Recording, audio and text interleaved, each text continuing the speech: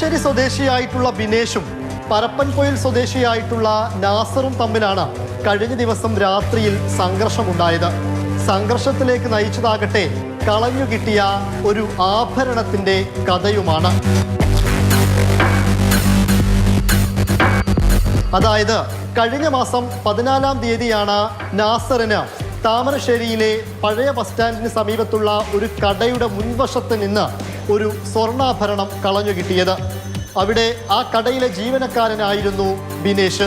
ബിനേഷിന്റെ കയ്യിൽ നാസർ ഈ ആഭരണം ഏൽപ്പിച്ചു. സ്വർണ്ണാഭരണം കളഞ്ഞു കിട്ടിയിട്ടുണ്ട്, ഉടമസ്ഥർ വന്ന് ചോദിക്കണമെന്ന് പറഞ്ഞുകൊണ്ടൊരു ബോർഡും വെക്കാൻ വേണ്ടി ഏൽപ്പിച്ചിരുന്നു. പക്ഷേ ബിനേഷ് ബോർഡൊന്നും വെച്ചില്ല. എന്നാൽ ഇടയ്ക്കിടയ്ക്ക് നാസർ അങ്ങാടിയിൽ വരുമ്പോഴൊക്കെ ബിനേഷിനോട് ഉടമ വന്നോ എന്ന കാര്യങ്ങളടക്കം ചോദിക്കുകയും ചെയ്തിരുന്നു. ഉടമസ്ഥരെ അന്വേഷിക്കുന്നുണ്ട്, വരുമായിരിക്കുമെന്നൊക്കെയായിരുന്നു ബിനേഷ് ആദ്യഘട്ടത്തിൽ പറഞ്ഞത്. ഒരു ദിവസം ചോദിച്ചപ്പോൾ ബിനേഷ് പറഞ്ഞു അത് പോലീസ് സ്റ്റേഷനിൽ ഏൽപ്പിച്ചിട്ടുണ്ട്. അത് പ്രകാരം നാസർ പോലീസ് സ്റ്റേഷനിൽ അന്വേഷിച്ചു. എന്നാൽ അങ്ങനെയൊരു ആഭരണം പോലീസ് സ്റ്റേഷനിൽ എത്തിയിട്ടില്ലെന്ന് വ്യക്തമാവുകയും ചെയ്തു.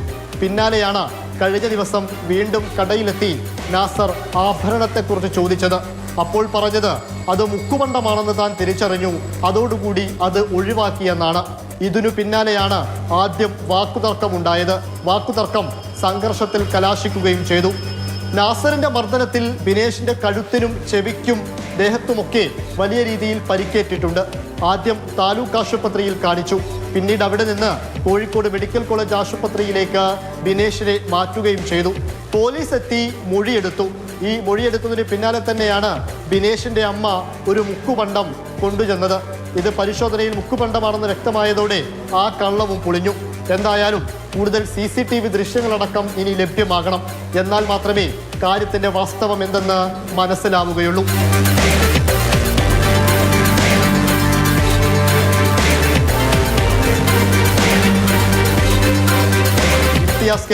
മാതൃഭൂമി ന്യൂസ്, കോഴിക്കോട്.